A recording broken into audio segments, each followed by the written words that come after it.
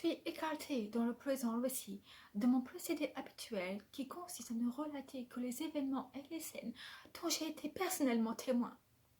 Certains chapitres sont donc écrits à la troisième personne. Je tiens à assurer mes lecteurs que je me porte garant de la véracité des faits relatés dans les 10 chapitres.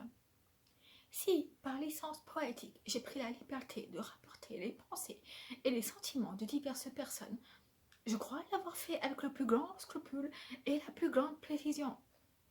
J'ajouterai enfin que mon ami Hercule Poirot, en personne, s'est chargé de la supervision de l'ensemble. Enfin, je dois dire que si je me suis trop longuement étendue sur les relations personnelles annexes qui se sont nouées à partir de cet étrange récit de crime, c'est qu'à mon sens, l'élément humain est capital dans une affaire criminelle. Hercule Poirot lui-même m'a démontré un jour de façon éclatante que l'amour, parfois, peut découler du crime. En ce qui concerne l'affaire ABC, je ne puis que rendre hommage au génie dont Poirot a fait preuve face à un genre de problème entièrement nouveau pour lui. En juin 1935, j'ai quitté mon ranch d'Amérique du Sud pour venir passer 6 mois en Angleterre. Comme tout le monde, la crise mondiale nous avait touchés nous aussi, et nous sortions d'une période particulièrement difficile. J'avais diverses affaires à régler en Angleterre, et il m'avait paru indispensable de me déplacer personnellement si je voulais avoir une chance de les voir aboutir. Ma femme était restée pour s'occuper du ranch. Il va sans dire que mon premier souci, que je débarquais sur le sol anglais, fut d'aller rendre visite à mon vieil ami Hercule Poirot. Il avait établi ses pénates dans l'un des immeubles les plus modernes de Londres. Je le soupçonnais de l'avoir choisi uniquement pour ses lignes géométriques, et il en convient bien volontiers. Mais oui, mon bon ami, me dit-il avec cet effroyable accent belge, sur lequel les ans n'avaient pas de prise. Cette symétrie est un véritable plaisir pour la vie, vous ne trouvez pas? Je répondis que la symétrie en question était un peu trop parfaite à mon goût, et lui demandai, faisant allusion à une de nos vieilles plaisanteries, si dans ces appartements ultramodernes, les poules pondaient enfin des œufs carrés. Poirot se mit à rire de bon cœur. Ah, vous n'avez pas oublié cette histoire? Hélas non, mon cher, la science n'a pas encore trouvé le moyen d'obliger les poules à se plier au goût du jour, et elles s'abstiennent à pondre des œufs de toutes les couleurs et de toutes les tailles. J'observai mon vieil ami d'un regard affectueux. Il semblait se porter à merveille. Je lui jurai qu'il n'avait pas pris une ride depuis notre dernière rencontre. Quant à sa maîtrise de notre belle langue, elle ne s'était guère améliorée. Vous avez l'air en pleine forme, Poirot. Vous n'avez pas vieilli du tout. Je dirais même que vous avez encore moins de cheveux gris qu'avant, si c'est possible. Poirot me gratifia d'un sourire rayonnant. Et pourquoi ne serait-ce pas possible? C'est la pure vérité. Vous voulez dire que, à l'inverse du commun des mortels, vos cheveux virent du gris au noir et pas du noir au gris? Exactement. Il s'agit là d'une véritable aberration scientifique. Pas le moins du monde. En tout cas, c'est extraordinaire. Ça me paraît tout à fait contre nature. Vous conservez votre divine innocence et votre exquise naïveté, Hastings. En cela, au moins, vous non plus, vous n'avez pas changé. Vous constatez en fait, et sans même vous en rendre compte, vous en donnez immédiatement l'explication. En réponse à mon regard perplexe, il disparut dans sa chambre et revint bientôt, un flacon à la main. Il me le tendit, et je m'en saisis sans comprendre. L'étiquette portait des mots. Revivite. Pour retrouver votre couleur naturelle, Revivite n'est pas une teinture, existe en châtain, cendré, blond, vénitien, brun et noir. Poirot, m'écriai-je, vous vous teignez les cheveux? Ah, vous avez enfin compris. Voilà pourquoi il paraissait plus noir que lors de mon dernier séjour. Mais bien sûr, Dieu sait ce que vous allez inventer la prochaine fois, dis-je, le clouant mes esprits. Une fausse moustache, si ce n'est déjà fait? Poirot piqua. Ses moustaches étaient son point sensible. Il en tirait un orgueil immodéré. Je l'avais piqué au vif. Sûrement pas, mon bon ami, sûrement pas. Je prie le ciel pour que ce jour n'arrive jamais. De fausses moustaches, quelle abomination! Il tira vigoureusement dessus pour me démontrer leur authenticité. Elles sont encore bien fournies, remarquai-je. N'est-ce pas? Je ne connais pas à Londres paire de moustaches capables de rivaliser avec la mienne. Dieu merci, songeai-je in petto. Mais pour le rien du monde, je n'aurais voulu faire ces Poirot en exprimant à voix haute le fond de ma pensée. Je me bornai à lui demander s'il continuait d'exercer de temps à autre. Je sais que vous avez pris votre retraite voici quelques années. C'est vrai, pour aller planter des choux, en l'occurrence des cucurbitacées. Mais aussitôt, un nouveau crime a surgi et j'ai envoyé mes courges au diable. Oh, je sais ce que vous allez dire. Depuis que j'ai pris ma retraite, je suis comme une prima donna qui n'en finit plus de faire ses adieux. Je m'esclaffai. D'ailleurs, c'est le cas. Chaque fois, je me dis, c'est la dernière. Et tout de suite après, il arrive quelque chose. Entre nous, je me fiche pas mal de reprendre ma retraite. Quand on ne fait plus travailler ces petites ailes grises, elles se rouillent. Disons que vous les faites fonctionner, mais avec modération. Tout juste, mon bon ami. Je trie, je choisis. Sachez qu'Hercule Poirot ne s'intéresse plus désormais qu'à la crème des crimes. Beaucoup de crème ces derniers temps? Pas mal. Il y a pas si longtemps, je m'en suis tiré que de justesse. Un échec? Non, bien sûr que non, dit Poirot choqué. Mais moi, Hercule Poirot, j'ai bien failli y laisser ma peau. J'ai mis un sifflement incongru. Que voilà un meurtrier audacieux. Plus négligent qu'audacieux, corrigea Poirot. Oui, négligent, c'est le mot. Mais parlons d'autre chose. Vous savez, Hastings, qu'à bien des égards, je vous considère comme ma mascotte. Vraiment? Et comment ça? Dès que j'ai appris votre arrivée prochaine, enchaîna Poirot sans répondre à ma question, je me suis dit, il va se passer quelque chose. Nous allons de nouveau nous mettre en chasse, tous les deux, comme au bon vieux temps. Mais pas pour une affaire ordinaire. Il nous faut quelque chose... Poirot broissa l'air de manière suggestive. Quelque chose de rare, de recherché, de délicat. Une gâterie en un mot. Ma parole, Poirot, à vous entendre, vous croirez au Ritz en train de commander votre menu. Et pourquoi ne passerait-on pas commande d'un crime? C'est tout à fait cela. Mais je crois à la chance et au destin, si vous préférez. Et c'est votre dessein d'être à mes côtés pour m'empêcher de commettre l'irréparable. Qu'entendez-vous par l'irréparable? Ne pas voir ce qui est sous mon nez? Je retournai en vain ces mots dans ma tête, sans comprendre où ils venaient en venir. Eh bien, me contentai-je de dire avec un sourire, ce super crime ne s'est donc pas encore présenté? Pas encore. Enfin, disons, il se tue, et une ride perplexe vient balayer son fond. D'un geste machinal, il remit à leur place un ou deux objets que j'avais bougés sans m'en rendre compte. Je n'en suis pas si sûre, ajouta-t-il lentement. Il avait dit cela d'un ton si bizarre que je le regardai surpris. Le froncement de sourcils persistait. Soudain, avec un bref et énergique hochement de tête, il se dirigea vers un bureau, près de la fenêtre. Inutile de préciser qu'il était impeccablement rangé, ce qui lui permit de mettre dessus aussitôt la main sur le papier qu'il cherchait. Il revint vers moi à pas lents, tenant un feuillet déplié qu'il parcourut des yeux avant de me le passer. Dites-moi, mon cher, que pensez-vous de ceci? Non sans curiosité, je m'emparai de la lettre.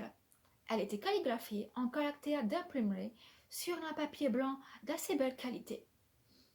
Monsieur Hercule Poirot, vous êtes fort, n'est-il pas vrai, de résoudre des énigmes trop ardues pour notre pauvre police britannique sans cervelle. Voyez donc, monsieur Je sais tout Poirot, jusqu'où ira votre fameuse perspicacité. Peut-être allez-vous, cette fois, vous casser enfin les dents.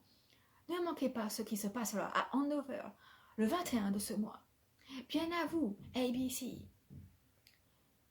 Je jetai un coup d'œil à l'adresse inscrite sur l'enveloppe, elle aussi en caractère d'imprimerie. Le cachet de la poste indique le centre de Londres, dit Poirot en suivant mon regard. Eh bien, qu'en dites-vous?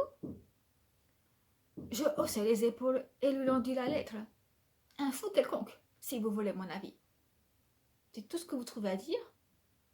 Pourquoi? Ça ne vous paraît pas aimoni d'un fou? Certes, mon bon ami, certes. Son ton était grave, et je le regardais avec curiosité. Vous avez l'air de prendre cela très au sérieux, Poirot. Il faut prendre les fous au sérieux, mon ami. Ce sont des gens très dangereux. Vous n'avez pas tort, je n'en disconviens pas.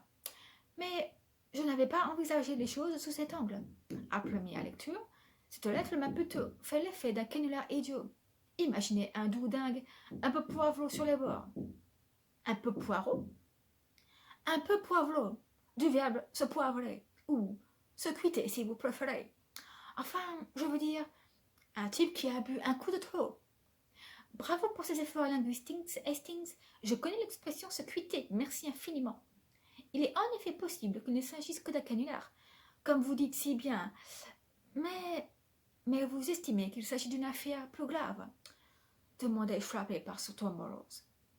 Poirot secoua la tête sans répondre. Quelle mesure avez-vous adoptée? Demandai-je. Quelle mesure voulez-vous que j'adopte? J'ai montré la lettre à Japp. Il a eu la même réaction que vous. Un canular stupide. Ce sont ses propres termes. Ils en reçoivent tous les jours à Scotland Yard. Moi-même, d'ailleurs, j'en ai eu ma part. Mais vous prenez celle-ci au sérieux. Hastings, répondit lentement Poirot, il y a quelque chose dans cette lettre qui ne me plaît pas. Le ton de sa voix m'impressionna malgré moi. Vous croyez que, secouant toujours la tête, il reprit la lettre et la remit en sa place. Si vous estimez vraiment que c'est grave, que comptez-vous entreprendre? L'action, toujours l'action. Mais entreprendre quoi? La police du comté n'a vu la lettre? Eux non plus ne la prennent pas au sérieux. Pas d'empreinte digitale, aucun moyen d'identifier l'expéditeur. Vous en êtes réduit à votre seule intuition. Ne parlez pas d'intuition, mon cher. Intuition est un vilain mot. C'est mon savoir, mon expérience qui me disent que quelque chose ne va pas dans cette lettre. Il agita les mains, comme si les mots lui manquaient, puis secoua de nouveau la tête. Je me fais peut-être une montagne pour rien. En tout cas, la seule solution, c'est de prendre son mal en patience. Le 21 est vendredi. Si le cambriolage du siècle a lieu ce jour-là, aux alentours d'Andover. Ah, quel soulagement ce serait! Un soulagement? J'étais stupéfait. Le mot me semblait pour le moins inadéquat. Un cambriolage peut provoquer des sensations fortes, mais sûrement pas du soulagement, protestai-je. Ce n'était pas l'avis de Poirot. Vous n'y êtes pas du tout, Moutougon. Ce n'est pas ce que je voulais dire. Un cambriolage serait un soulagement en ce sens qu'il m'ôterait la crainte du pire. La crainte de quoi? D'un assassinat. Monsieur Alexandre Bonaparte Cust se leva de son siège et promena un regard de myope sur la petite chambre minable. Il avait des courbatures dans le dos à force d'être resté assis. Aussi s'étua-t-il longuement. Quiconque l'aurait vu à cet instant aurait constaté que M. Cust était d'une bonne taille. Son dos voûté et son regard de myope tenaient de lui une impression trompeuse. Il alla prendre dans la poche d'un veston élimé, suspendu derrière la porte, un paquet de cigarettes bon marché et des allumettes. Il alluma une cigarette et retourna s'asseoir. Puis il entreprit de consulter un indicateur des chemins de fer. Il reporta ensuite son attention sur une liste de noms dactylographiés. Il cocha au stylo l'un des premiers noms de la liste. On était le jeudi 20 juin. Si les appréhensions de Poirot concernant la lettre anonyme qu'il avait reçue m'avaient impressionné sur le moment, je dois avouer que je n'y pensai plus quand le 21 arriva. Ce fut la visite chez Poirot de l'inspecteur principal Japp de Scotland Yard qui vint me rappeler la date fatidique. Nous nous connaissions depuis des années, et il fut heureux de me revoir. Que je sois pendu si ce n'est pas le capitaine Hastings de retour dans son pays de sauvages, s'écria-t-il. Ah, ça me rappelle le bon vieux temps de vous voir ici avec M. Poirot. Vous avez l'air en pleine forme. Juste un peu décliné sur le haut, peut-être. Bah, c'est notre lot à tous, pas vrai? Moi, comme tous les autres d'ailleurs. Je me remblounis.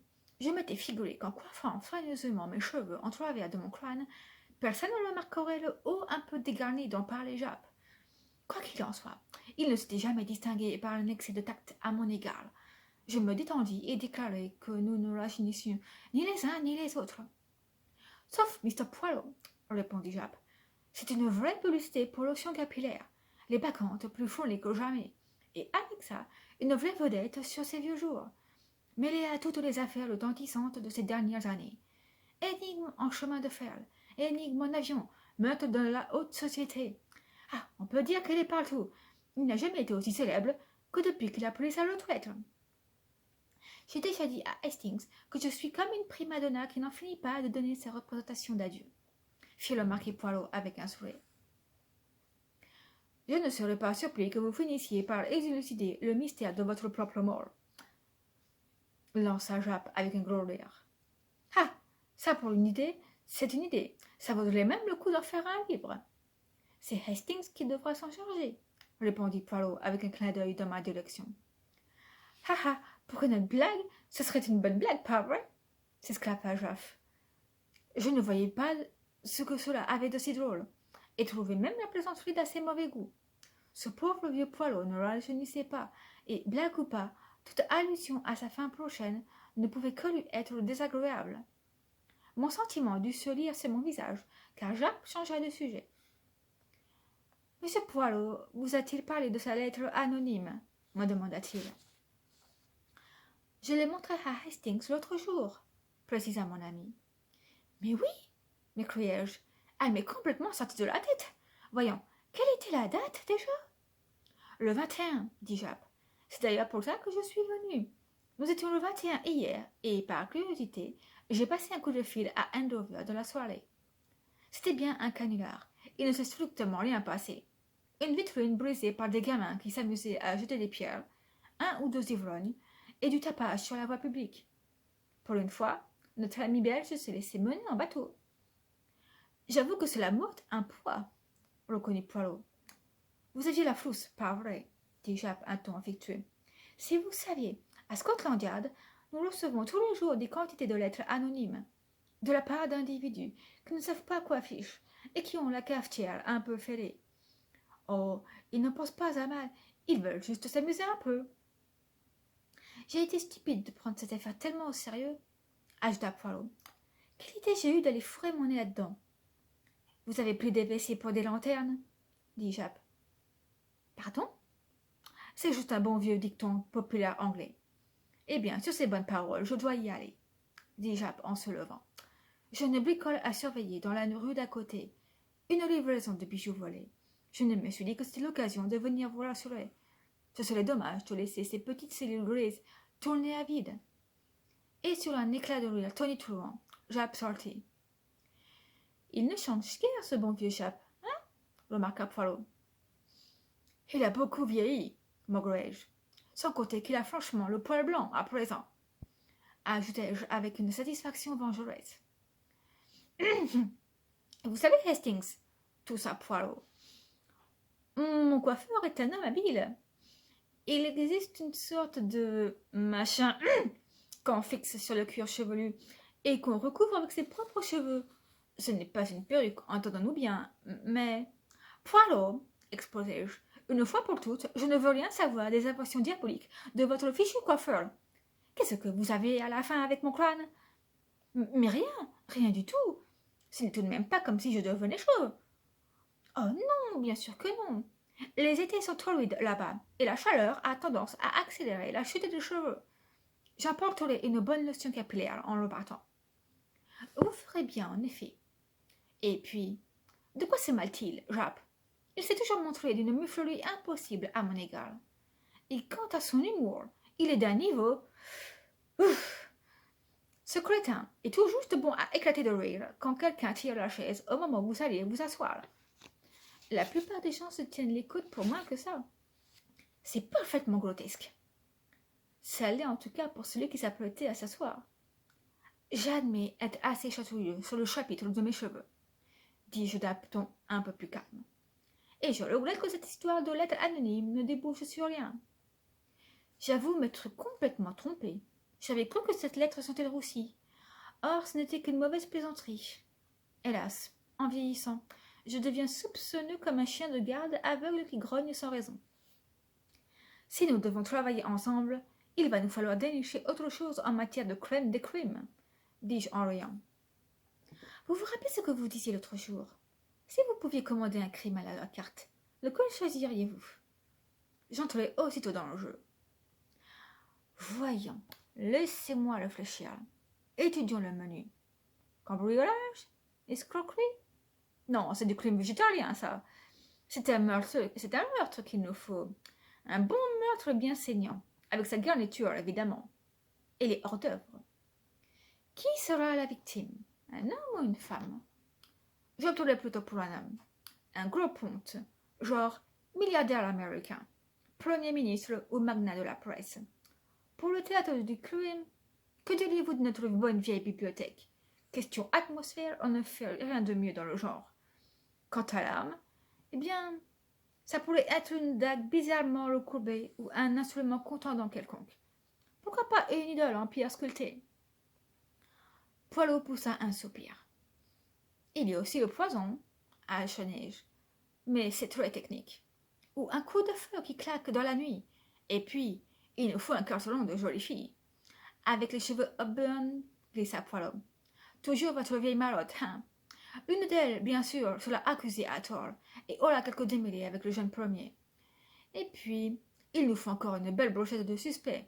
Une femme mûre, brune et inquiétante. Un ami ou un rival du défunt. Un secrétaire effacé. Le suspect numéro 1. Un type jovial au manière carrée. Et pour finir, un couple de domestiques congédiés ou un garde-chasse. Vous couronnez le tout d'un inspecteur Burnley dans le style de Jacques et le tout est joué. C'est donc là votre idée de la crème des crimes? J'étais sûre que vous ne seriez pas d'accord. Poirot me jeta un regard de commisération. Vous venez de me faire une très jolie compilation de la quasi-totalité des romans policiers écrits à ce jour. Merci quand même. Et vous? Que commanderiez-vous? Poirot ferma les yeux et se cala dans son fauteuil. Un crime tout simple, ronronna-t-il. Un crime sans complications. Un crime domestique, sans passion, intime. Comment un crime pourrait-il être intime? Imaginons 4 personnes autour d'une table de bridge et une cinquième, l'outsider, insiste devant la cheminée. À la fin de la soirée, l'outsider est retrouvé mort. L'un des 4 joueurs s'est levé et l'a tué quand c'était son tour de faire le mort. Les 3 autres, absorbés par la partie, n'ont rien vu. Voilà qui serait un crime pour vous. Lequel des 4 l'a tué? Je ne vois vraiment rien d'exaltant là-dedans. Poirot me lança un regard de reproche. Tout ça parce qu'il n'y a pas de dague bizarrement recourbée, pas de chantage, pas d'œil en émeraude dérobé à une idole antique, pas de ces poisons exotiques qui ne laissent aucune trace. Vous êtes un incurable amateur de mélodrame, Hastings. Ce n'est pas un meurtre qu'il vous faut, mais une série. J'avoue que, dans un roman, un second crime a souvent l'avantage de remettre un peu d'animation. Si le meurtre a lieu en premier chapitre et que vous devez subir les alibis des uns et des autres jusqu'à l'avant-dernière page, ça finit par être lassant. La sonnerie du téléphone m'interrompit et Poirot se leva pour aller répondre. Allô? Oui, c'est Hercule Poirot lui-même. Son visage changea d'expression et il se mit à écouter avec attention, se bornant à lancer de temps en autre quelques braves exclamations. Mais oui, oui, bien sûr. Mais naturellement, nous arrivons. Vous avez peut-être raison. Bon, je la prends avec moi. Eh bien, à tout à l'heure. Il raccrocha et revint près de moi. C'était Japp. Ah bon? Il vient de regagner Scotland Yard. Il a trouvé un message en provenance d'Andover. Andover? m'écriai-je soudain en alerte. Une vieille femme, Madame Asher, qui tient un petit bureau de tabac dépôt de presse, vient d'être retrouvée assassinée, fit lentement Poirot. Mon intérêt piqué par la mention du nom d'Andover retomba aussitôt douché. J'avais espéré quelque chose de fantastique, d'exceptionnel. Le meurtre d'une vieille tenancière d'un modeste boulot de tabac me semblait passablement sordide et dépourvu d'intérêt. Poirot poursuivit d'un même temps long et grave. La police d'Andover pense pouvoir mettre rapidement la main sur le meurtrier. Je ressentis une nouvelle déception. La victime ne s'entendait pas avec son mari, un ivrogne doublé d'un mauvais coucheur. Il a plus qu'une fois décidé de menacer de la tuer. Toutefois, poursuivit Poirot, étant donné ce qui s'est passé, la police d'Andover aimerait jeter un nouveau coup d'œil sur la lettre anonyme que j'ai reçue. J'ai répondu que nous partions sur le champ pour Andover. Je me sentis tout l'engaillardi. Après tout, si sordide que parut ce meurtre, c'était un meurtre, et cela faisait bien longtemps que je n'avais pas eu affaire avec le crime et les criminels. C'est à peine si j'entendis la suite du discours de Poirot, mais ces paroles devaient me revenir plus tard, lourdes de sens. Ce n'est que le début, avait-il murmuré.